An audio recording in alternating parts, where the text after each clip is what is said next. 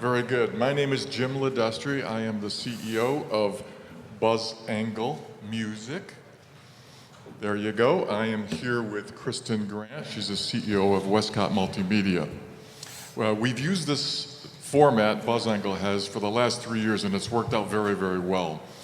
We talk and we bring our partners in who actually use the data that we provide. And for the people in the room who might not know who BuzzAngle is and what we provide an analytics and reporting system for the music industry. So we capture sales, streams, and airplay through direct relationships with all the providers. So we've got a direct deal with Apple, with Spotify, with YouTube, with Google, with Amazon, etc. And every day they send us their data and we compile it into dashboards and whatnot as a tool for the industry, and then we sell to the labels, the distributors, the artist managers, the tour managers, the venue managers, the radio programmers, kind of the entire ecosystem in the industry. So I'll just kind of set off with a few slides on BuzzAngle data, and then we'll get to Kristen, since she's the main thrust of the presentation today. And I think you're gonna really enjoy what she has to say. She's kind of somewhat in stealth mode, we could say, and ready to come out soon, and I think you're gonna be pretty impressed. So what we do for some of our partners, and I'll get right to kind of some tech stuff on the API side, is that we provide them with a deeper cut of the data. You know, people like what Kristen is doing at Westcott Multimedia, you know, they can't really effectively perform their function kind of just going to dashboards and whatnot, so they need to pull deeper data.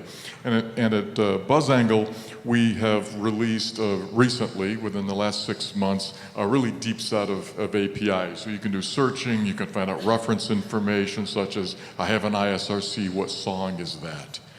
Type of thing. We can produce charts, top 100, top 1,000, etc. And then we have artist, album, and song-based APIs. So then we'd be able to put in a song, ISRC, and pull the entire history for that song, sales, streams, airplay, you know, broken down to audio streams, video streams, etc. And that particular one is the one that Kristen is going to be using for her projects here. So in the songs, we have a deep set of song APIs. Again, probably the biggest ones used would be what we call our market API. And I'm going to show the interface because it's easier than just looking at a slide of API text. But here would be the example of a market API. So for any 1 week or collection of weeks, we can pull all the market level data. And this would be very useful for people in the radio industry, for touring industry, etc. They want to see how that song is performing in particular markets. And in Kristen's case, it'll be for marketing and advertising, obviously, as well. So you can see, and I highlighted 3 columns that are some of the more useful columns. It's not just raw data, right? Raw data is somewhat arbitrary. You don't know how to reference that raw data, but what you can reference is the rank in the market. So I can see 4 audio streams, and this, if you scrolled over, you'd have every consumption type. So I could see how is that song doing via song sales, via video streams, and all the different consumption types. Most people these days hone in on the audio streams number. So you'd be able to see the rank in market, the rank change versus the previous period, and an index. And this allows you a better comparative value. Just looking at 164,000 streams in a market doesn't really tell you much because you don't know where that stands in the market. But now we can see that the second row down for Chicago, those 157,000 streams relates to the 63rd ranked song in Chicago for that period of time, and that's up 25 rank places from the week before. So now I say we've got something that's happening in Chicago.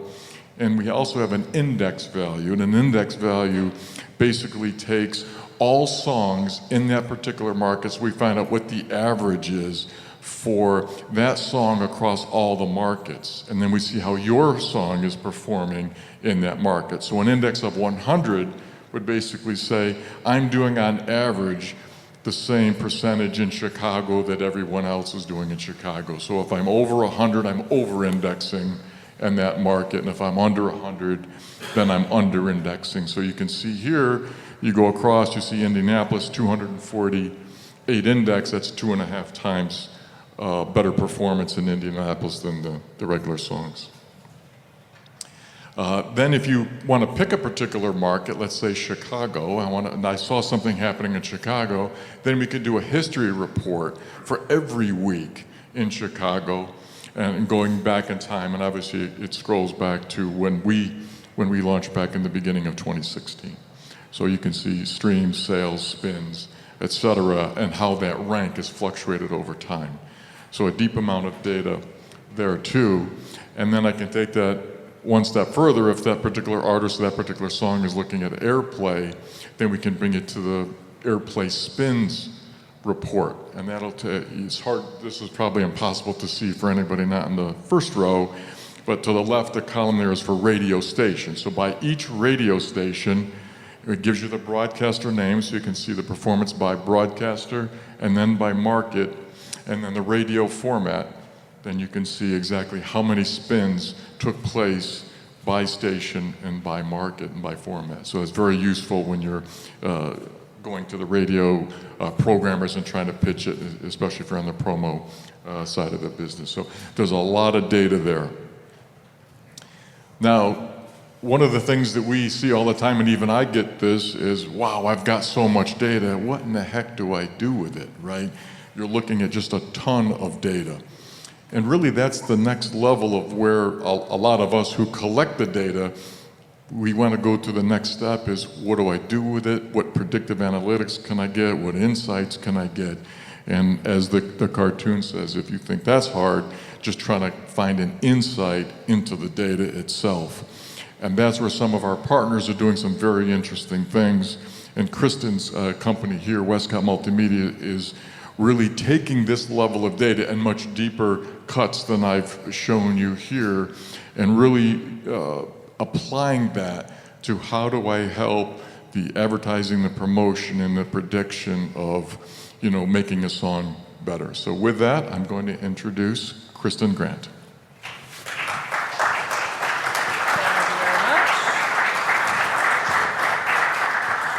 Good morning, everybody. My name is Kristen Grant, and I am the CEO of Westcott Multimedia, an automated advertising platform specifically built for independent record labels. Our mission is to use data to create connection by getting the right music to the right people at the right time.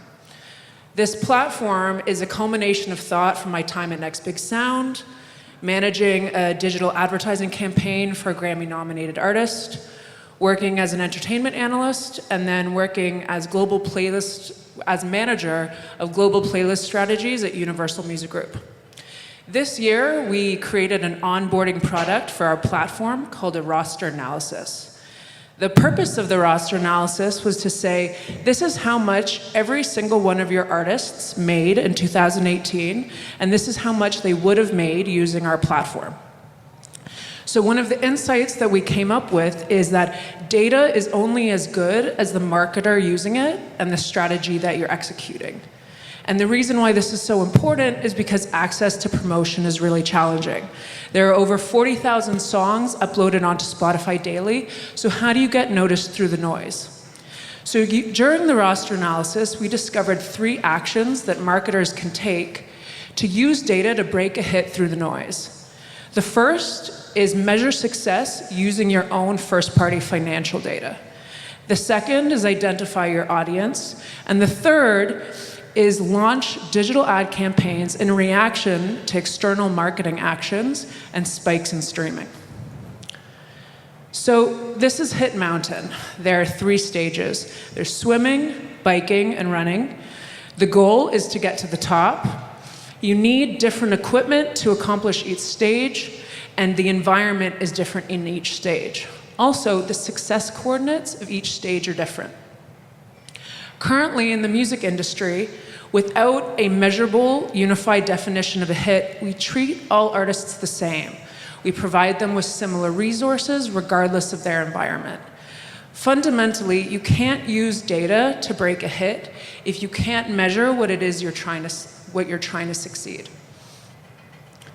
So during the roster analysis, we collected all of the financial information from a label. Revenue data, cost data, for every single artist on the label's roster, and we layered that against historical stream data from Jim's platform. We identified the total yearly revenue of every single artist on the roster.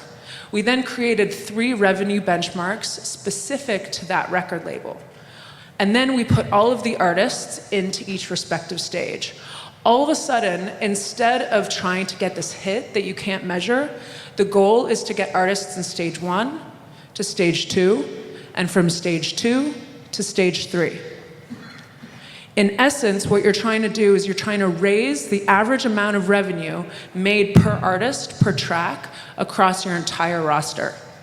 So streaming data is really important, but financial data, the data at labels, the data that you currently collect in Excel, the data that you own is 50% of the solution to use data to breaking a hit. Understanding how much you're spending and how much your artist is earning will help you not only control your budget, but extend your lifeline and increase the opportunity of you getting that hit. So once you've put your artist into stages, you can tailor your marketing budget based on the resources available to you. Because the resources available to you differ depending on the stage of the artist. So if you take the financial information and the roster information that you have in your label and you segment it, it can help tailor your strategy.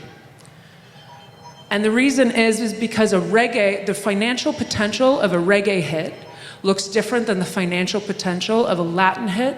The financial potential of a Latin hit looks different than the financial potential of a country hit. Understanding artist context is imperative to tailoring your strategy.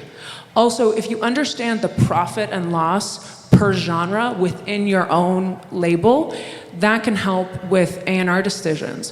What genres are making money, what genres aren't.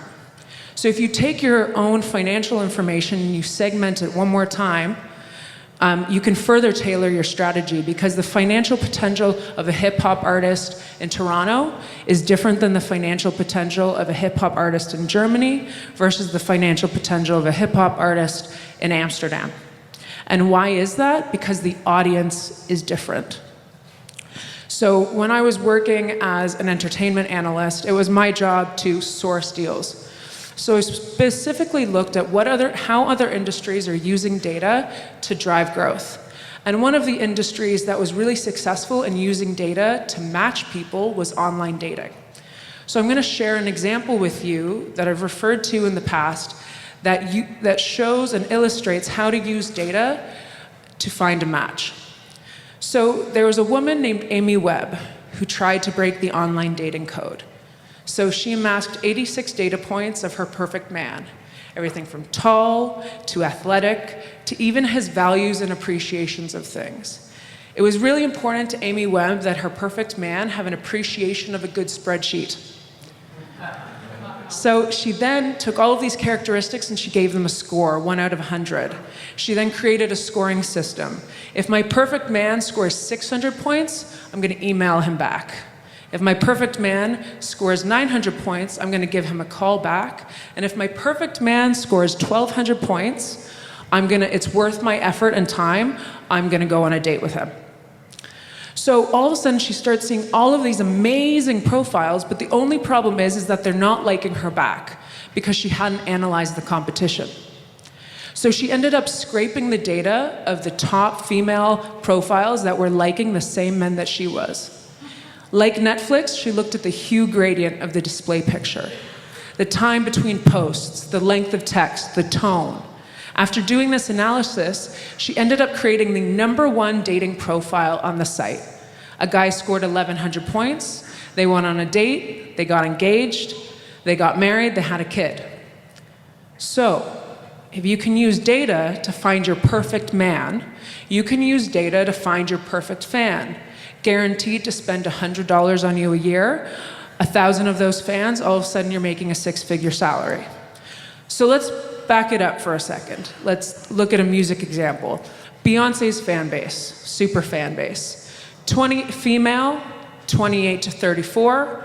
They purchase Charmin Ultra and Huggies because they value being good mothers. So you give each one of those characteristics a score, and then you create a scoring system. If Beyonce's fan base scores 600 points, I'm going to spend X on marketing.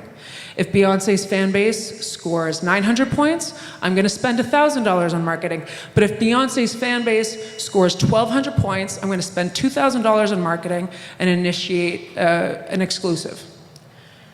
So we've talked about using your own first-party financial data to measure success within artist context. Understand what it is you're trying to achieve. Second, identify your audience. Once you've done all that, how do you execute? So dynamic advertising is kind of like a ping pong game between streaming data and marketing resources or digital ad spend. If I'm representing a label's digital ad spend, who I spend on, when I spend, and where I spend is in reaction to external marketing events and spikes in streaming. Those digital ads can be across anywhere on the internet, and the content of those ads can be for anything related to that artist during that opportune time. And it can promote any ancillary revenue stream related to that artist. So let's look at a couple examples. So there are 3 lines of data that we're looking at in this graph. We're looking at the historical trend of music listening for a given artist, how much the label is spending on that artist, and how much that artist is earning in total revenue across recording, publishing, live, brand. So in the beginning of the spike, that's an organic spike. This illustrates an opportunity where we could spend digital ad dollars to drive total revenue and elevate whatever occurrence is happening at that time. Because for whatever reason, the band's audience is paying attention. The second example is an example of when the label actually spent marketing dollars, caused a spike in streaming. In this case, we would spend digital ad dollars and amplify the attention happening in that moment, drive total revenue. In this particular situation, a song was placed on a movie sync, and as a result, there was a spike in streaming. In this situation, we would use digital ads to promote the playlist of the soundtrack. In the second example, again, the label spends ad dollars. There's a spike in streaming. As a result, total revenue goes up, say with vinyl sales. So we would launch digital ad campaigns targeted towards a similar audience reacting to promote vinyl sales. So we take our clients' data privacy really, really, really seriously. So this is a mock example, but the data is extrapolated from real examples. So Peppa Pig has albums on Spotify. Peppa Pig has movies, she has merch, she tours, she also has a television series. In this particular example, streaming data is an indicator when actions occur in all of these different media verticals. When Peppa Pig releases her season of her television show, streaming goes up. When Peppa Pig releases her Easter DVD, streaming goes up. It's the Chinese Year of the Pig. Guess what? Peppa Pig's streaming went up. So what this illustrates is an opportunity for marketers to understand who is reacting when these spikes occur, take unidentifiable consumer information, and use that information to drive targeted ads towards a similar audience for any ancillary revenue stream related to that artist in real time. So when we were in the very, very beginning of the roster analysis, we took in all of this financial data from the label. And we reorganized and reassigned revenue and cost by artist versus by album project. When you understand the profit and loss per year of an artist, it allows you to more effectively allot marketing dollars the next year. If you allot marketing dollars by artist, that creates freedom within the label to spend marketing dollars on any track associated to that artist in real time during the year, depending on performance, not priority. So this is an example of what dynamic advertising actually should look like. So when there's a spike in streaming, you react in your digital marketing efforts. You understand who's reacting, and you send targeted ads towards a similar audience to amplify whatever's happening in that moment. So I do believe that every person in this room can use data to break a hit, but all hits are different. So as a marketer, you need to be able to use data to tailor your strategy to get artists to the next stage. So Westcott Multimedia is just starting to bring on customers. And so if you're interested in participating in user testing, please email Rachel. Thank you very much. If anyone has any questions, please let me know.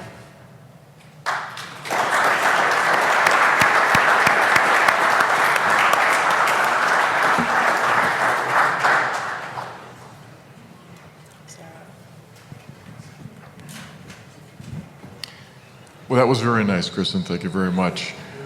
Does anyone have any questions? Are we in the back?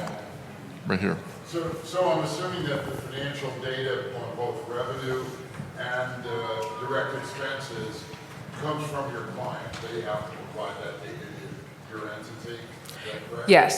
Yes, that's correct. They provide us with that financial information. Any other questions?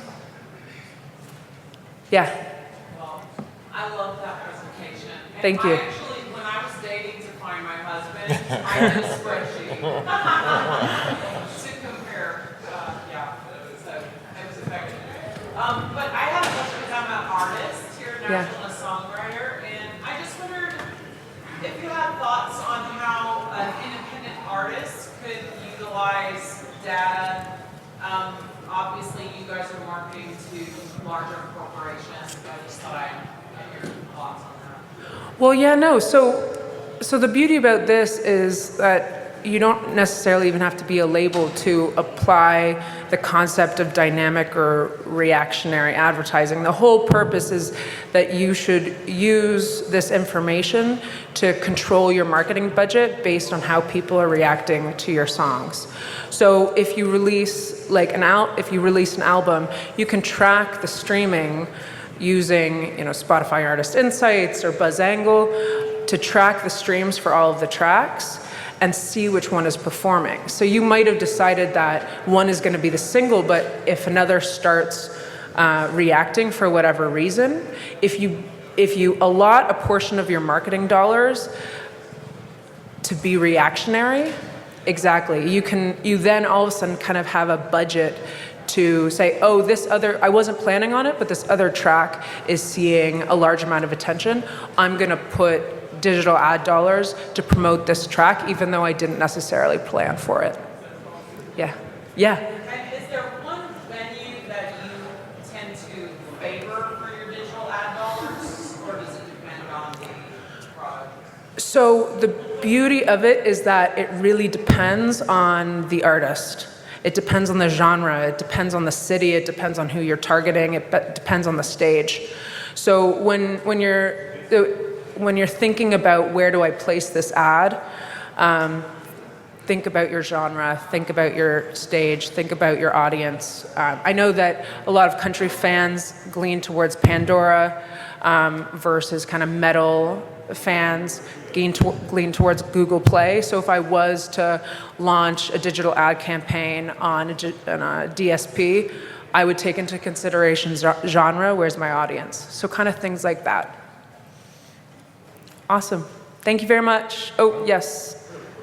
Well, I guess it's safe to say, the audience actually determines a hit for every single artist, no matter what song that artist favors or whatever. So it's safe to say you release several songs, and the songs that are doing the best, those are the songs that you'll gravitate towards, even though those could be your least favorite, and invest more into those songs.